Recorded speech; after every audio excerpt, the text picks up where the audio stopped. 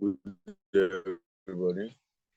Once again, chemistry, and we are still in the same series, which we end this week. Now, in the previous series, we were able to talk about electrochemical cells. We talked about the electrochemical series. We also talked about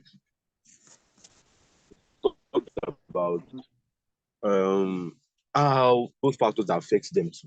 I remember we talking about the electrode, where we were able to introduce the concept of anode, cathode, the anions, the cations, the movement of all these ions in electrochemical series, in the electrochemical cells rather. Now, we also learned about the electrochemical series and how it tells us about it, how it tells us information about specific electrolytes and how they can be displaced in chemical equations. So today, we're going to first take questions on electrochemical cells. We want to understand the concept of electrochemical cells. Fine. We have the concept of the fact that when we have an electrochemical series, it tells us it is like the arrangement of ions. And we also learned that the more negative electropotential forms the oxidation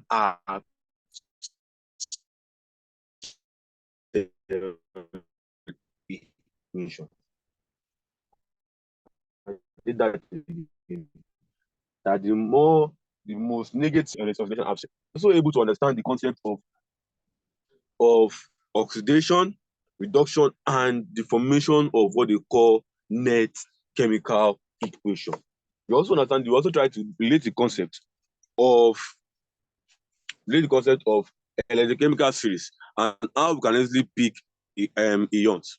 Okay, those ones that are above it, those ones that are below it. And we also talked about the fact that those at the top of the chemical series, they are highly reactive in nature. They are highly reactive. We also said that they do not exist alone. They do not exist alone, like oxygen gas, nitrogen gas, and the rest. They are formed. You can see them in carbonates and other compounds. Now, today I'm going to be trying to relate what we learned today. And the first you can see in our slide, is calculations involving electrochemical series. Now I have a question there.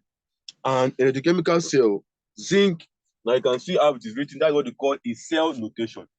Zinc solid, zinc 2 plus aqueous, forming nickel 2 plus aqueous plus, nickel solid.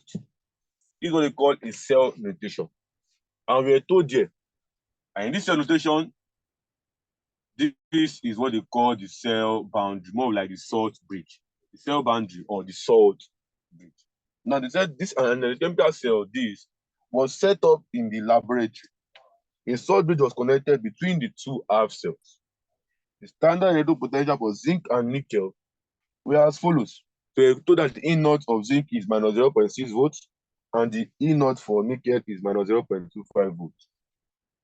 Which electrode will undergo oxidation and reduction? Beautiful question. Let's write down what they have there. Zinc 2 plus aqueous plus 2 electrons gives us zinc. E naught is minus 0.76 volts.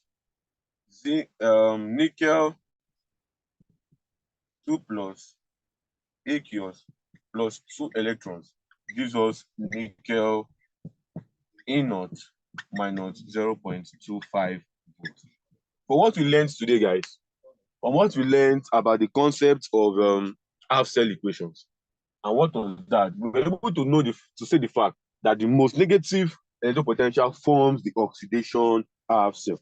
Knowing that, I can easily asterisk this as the oxidation half cell. The oxidation half cell. The oxidation half cell. And this will become the reduction half cell. So then what we need to know is that I have to turn this. So the zinc is the oxidation and this is the reduction. But you need to put this in terms of an oxidation half cell. And what do? You have to change.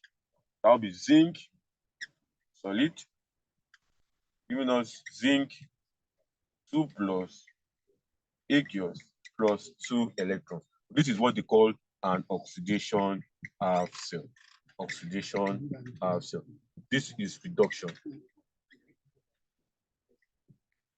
Reduction, oxidation. So this is oxidation half cell, reduction half cell. So why are we able to do this? Because we said earlier on that the most negative electric potential forms the what? The oxidation half cell. Now, guys, next one there is trying to tell us that write down the cell equation. The cell equation. And how do we get the cell equation? You must note that the electrons on the left-hand side and the right-hand side must always cross out. They must be in opposite side and they must have the same number of electrons. That is the only way they can cross out. Let's observe. We have 2 electrons here, for the zinc. We have 2 electrons here for the nickel. So they are the same. So you can easily cancel them out. And what we do is that we run this math, go away, go away. So I'm left with nickel 2 plus zinc solid. This was zinc 2 plus nickel. This is what they call the cell equation. The cell equation. This is what they call the cell equation. And now you've been able to do the cell equation. This cell equation is very, very important because when you do other further studies, you learn about the importance of each species involved in this cell equation. And the next question is that you are told to determine the EMF of the cell, calculate the EMF of the cell. That's what you are told to do here. And let's recall what we know about the EMF. That is E naught cell. E naught cell. E naught cell is equals to E right minus E left. Or we can say E naught cell is equals to E naught reduction red minus E naught oxidation. E naught red minus E naught oxidation. And what happens here? We look at the reduction half cell. What is the reduction half cell? Let's recall that the reduction half cell here is nickel. That is minus 0.25 minus open bracket minus 0.76. And then we do the math. That will be equals to positive, because let's take it bit by bit, minus 0.25 plus 0.76. That will be equals to plus 0.51 volts. That is the final answer for the EMF of the cell. 0.51 volts. 0.51 volts. Now, questions like this can come in various forms in the exams. They can be told to determine the inner cell or to try to identify the reduction half cell, the oxidation half cell. So you need to understand all what we've done today. Let's take a recap of what I said earlier on, that for the reduction half cell, how do you determine the reduction and the oxidation? The more negative, or the most negative value is the oxidation half cell. And the more positive value is the reduction half cell. Minus 0.76 is more negative than minus 0.25 volts. And that is the reason why minus 0.76 volts was the oxidation half cell. And also, we need to also note that knowing this, we need to turn the equation to an oxidation half cell. So zinc 2 plus, yeah, we have 2 plus to 0. That is a reduction. So we need to form an oxidation half cell. And that was the reason why we had to change the reaction from zinc solid to zinc 2 plus, right, from 0 to plus 2. And we recall that an increase in oxidation number is known as oxidation. And that has formed the equation. Another time in cell equation is that we note the fact that the numbers of electrons for the two half cells must be the same. If they're not the same, you have to take a simultaneous approach to what? To make them the same. And either you multiply up by 2 or the number by the second by 5, or look at the coefficients of the electrons on the respective half cells and multiply each of them. And when I do that, I determine the cell equation. The cell equation. Very, very important equation. Then next, you determine the EMF of the cell. The EMF of the cell is what? The E naught cell. The E naught cell. And E naught cell is equal to what? E naught right minus E naught left, or E naught red reduction minus E naught oxidation. And I've simply input my formula and I can solve. That we've concluded electrochemical series. Now we are going to the next part. That is what? Corrosion. Corrosion. Corrosion, people do fail to realize that corrosion is very, very important. Very, very important concept in chemistry and also in the world. Corrosion is not something that we joke with, because in the world, every government always pay a huge amount of money to take care of what? Of corrosion, to account for corrosion. You see companies, you see countries trying to what? Rebuild their bridges, trying to maintain their bridges, is because of the concept of what? Of corrosion. Corrosion is a thing that has caused a lot of issues. There will be collapse of bridges over the past few years due to what? Because even your machines can be faulty due to corrosion. So corrosion is something that affects everyday lives of every people. Your nails, before you walk left and right, you see nails, you see your plastic, you see your iron, they are all corroded due to the nature of the metal. And corrosion, very, very important concept. Very, very important concept. We need to understand what corrosion is. What is corrosion? What does corrosion mean? How does it impact people's life? Because it will be like, how does it impact people's life? In the fact that people are losing property, people are losing lives because of the fact that of what? Of corrosion. And if you don't respect, if you don't get the basic understanding of corrosion, it can lead to what they call loss of money in life. So what is corrosion? Corrosion can be said to be an oxidative deterioration of metals. An oxidative deterioration of metals. You can see from the first slide here, it said an oxidative deterioration of metals. And it's what I said here, it is commonly known as what? Rusting in iron. You see, when you go, you check the ground, on the road, streets, you easily see what they call ions that are what? Rusting. Rusting. You see rusted iron. This iron that rusted. And people do complain that if the iron should touch them, they can get injured, or better still, take one or two jams in the body. Now, and corrosion. What does corrosion now mean? Many people don't even understand the concept of corrosion. They just say, something just corroding. What corrosion? Why does it corrode? Why will it metal corrode? Because of the fact that corrosion involves, or better still, rusting in the what we already know about. It requires what they call moisture, that is oxygen and water. Oxygen and water. So when we say oxygen and water, before we know, rusting has taken place. Rusting has taken place. So rusting is not from any galvanic process formed by water droplet. So in every rusting process, many people don't even know that in every rusting process is also an electrochemical process too. Many people don't know about it. So it's also an electrochemical process. And that is why in rusting, you see an anode, you see a cathode formed in that process here. So we don't forget the fact that we are not only associating anode and cathode to only electrochemical cells, but also it can be found in rusting. A very example of that is iron and steel. They get rusted and they can be destroyed by corrosion. Now let's go to the next concept: mechanism of rusting. Mechanism of rusting. Now, let's consider the rusting process of a steel pipe. I'll quickly draw that diagram there. I want to explain a concept.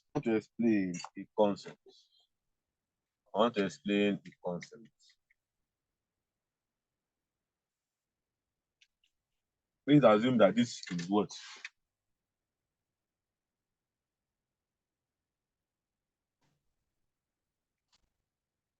We have the attack of O2.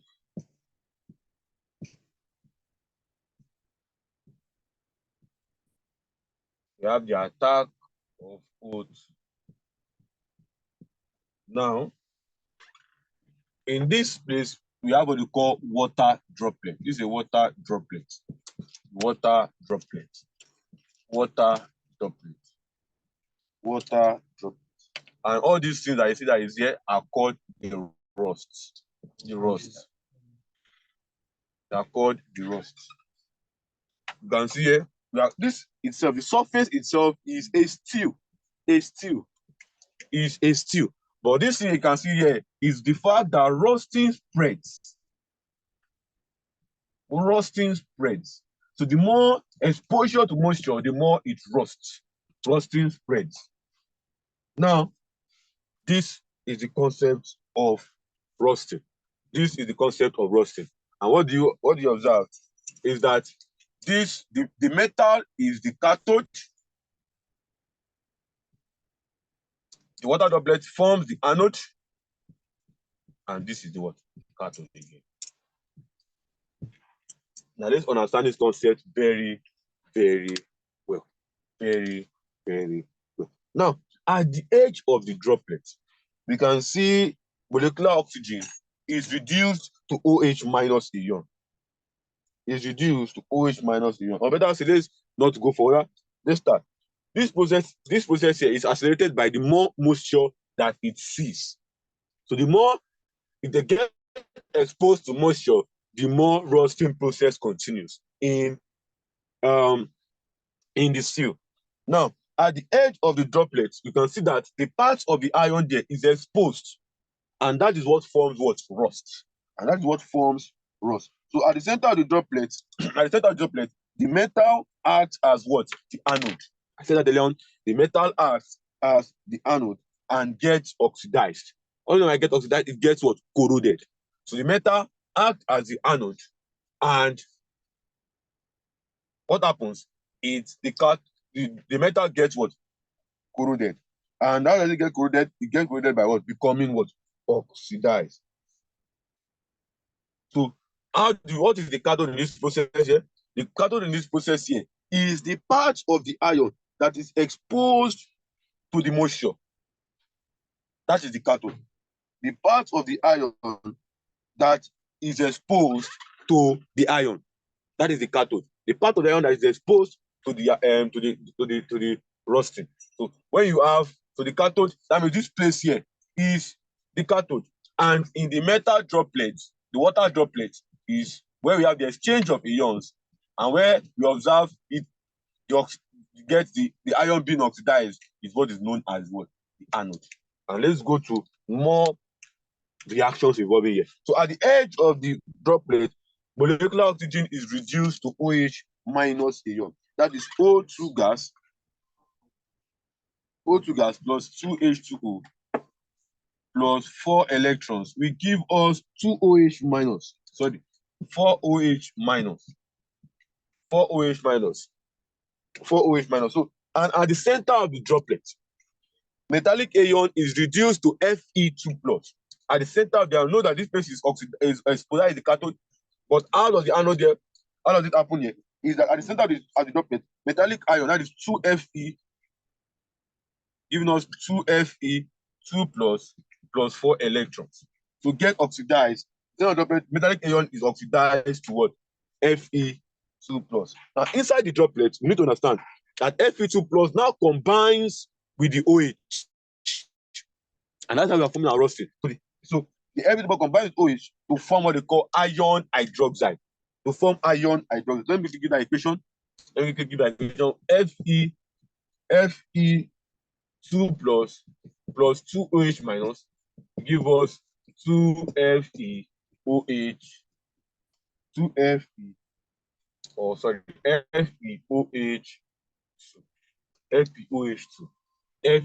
So this is the combination of this with the ion product of this combined together to form iron hydroxide. Iron hydroxide. Now, when we have that, the iron hydroxide, this is the rusting itself. This is rust. FeOH2. But it further gets oxidized. And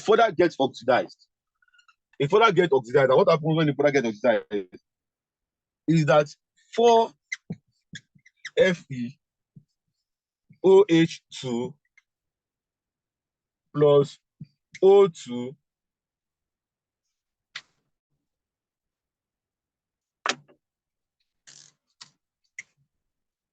plus O2 gives us 2Fe2O3.H2O plus 2H2O. So when it gives this itself is the rust containing or soaking the moisture. And before you know, your iron start breaking because it has taken enough moisture. The iron has taken enough moisture. And what happens? Iron start breaking. It starts breaking. Why? Because of the fact that it has reached a point where it can easily break. And before you know, you start seeing failure in machines. You start seeing collapse of bridges and the rest. Why? Because of the iron has taken enough water or moisture to form this rust itself. And if you sometimes see in exams, what is for rusting? Fe2O3.H2O. Final answer for that, Fe2O3.H2O. Now, fine, we all know about this rusting process, but we always know that every time we always try to manage the concept of rusting and to prevent further problems in rusting. And that's why we need to understand that rusting can be prevented. And one of the popular ways of preventing rusting, number one, is what? Painting. A lot of people, welders more especially, they make irons, they make metals, they make various weapons or tools using iron and the blacksmiths and the rest. But they do something after doing everything like that, is that they always paint. Many of them paint. They paint what they use. They paint it. You see them, they paint. You see them are not making something with iron. You see gates, for example, gates. When they finish making gates, what do? They paint it. They paint it. They paint it. Why are they painting? Because of the fact that they want it to what? To last longer, to prevent rusting. That one again is the fact that what is the another one method again is what they call the electrochemical process. The electrochemical process. How is this process? How is it used? Is that you bring a metal that you want to prevent. You bring the metal that you want to prevent, then you wrap around it with a particular metal. You wrap around it with a particular metal. So the metal you used to wrap around it is what is called a sacrificial metal. It acts as the anode.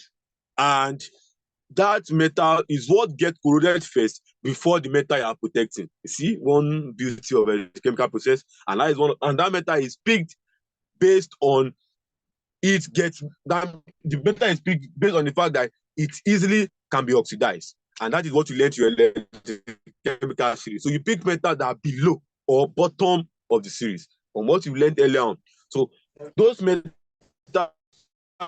we act as what they call an anode. We artificial anode. An example of that is magnesium. Magnesium is an example of such metal. And what happens here is that magnesium itself gets oxidized first before the metal you are protecting gets oxidized. And that concept is known as cathodic protection. Cathodic protection. So we have said about one today, rusting. Second one, cathodic protection. And that one that probably I did not give in the slide, but I would like to talk about it, is grain inhibitors. Now, in recent studies have shown that you could use green. What I mean by green life, what I mean by green is what? Plants. You can use plants to prevent corrosion, to inhibit corrosion.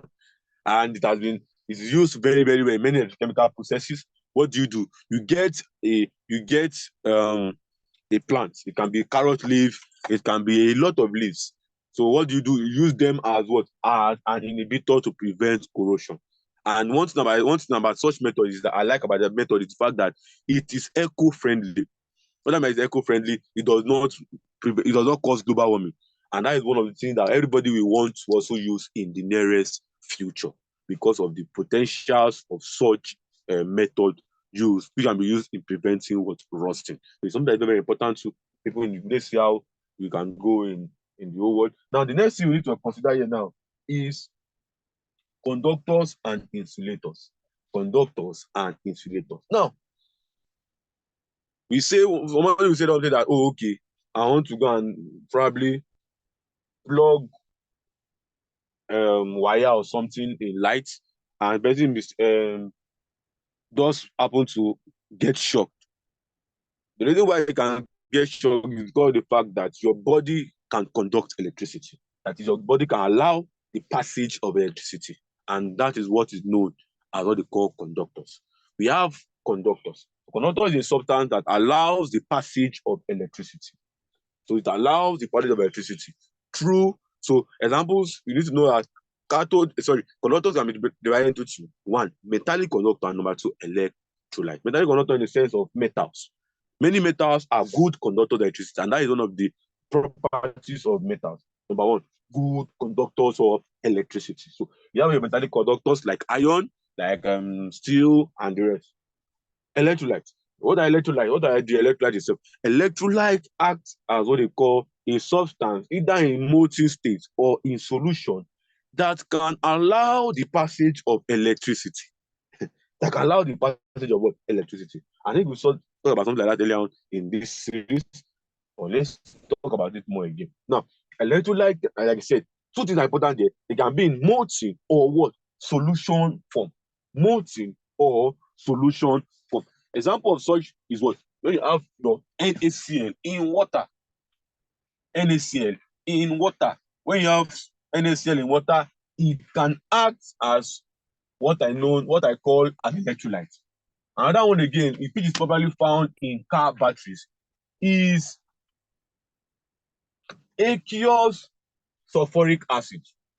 Sulfuric acid itself, the aqueous form of it can act as an electrolyte. And the next one again we need to consider is non-conductors or insulators.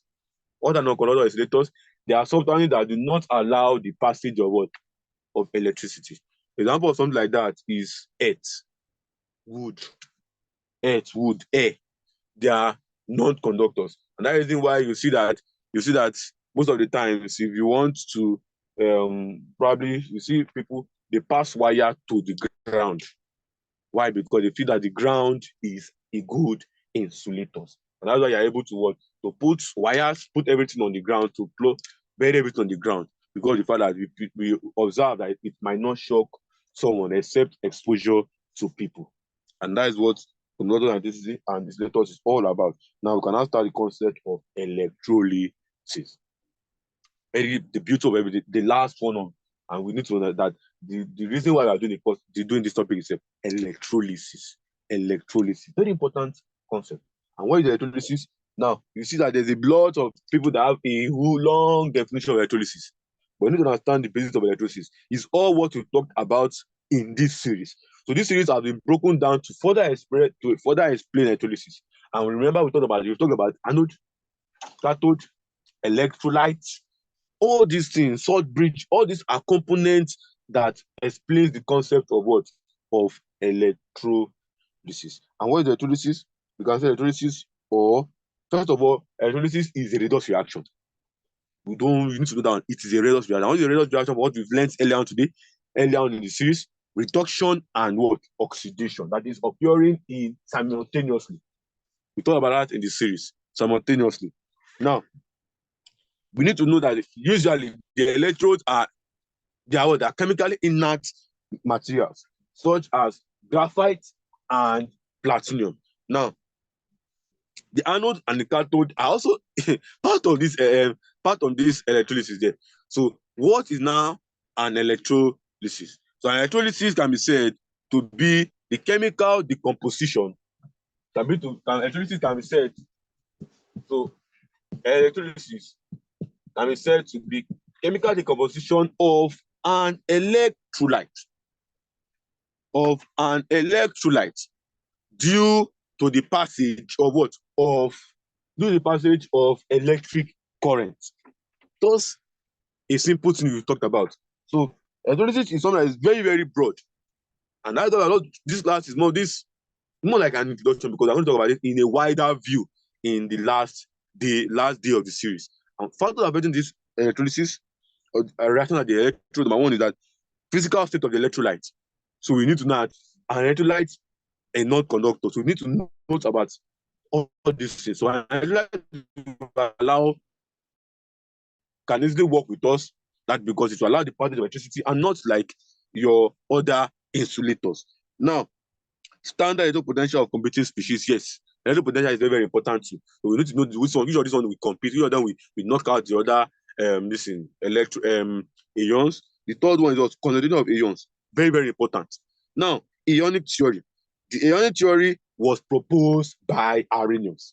The ionic theory was proposed by Arrhenius. Ionic theory was proposed by what? Arrhenius. And what was he telling us about? Well, telling us about the fact that when we have an electrolyte, that the electrolytes we break down into what they call cations and anions, in which these two things will move in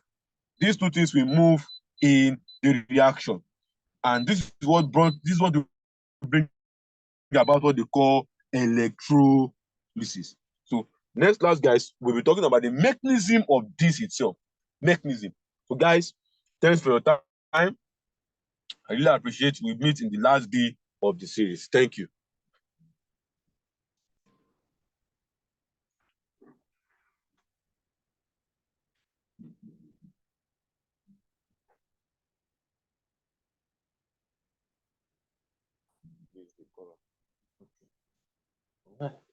Is not getting it.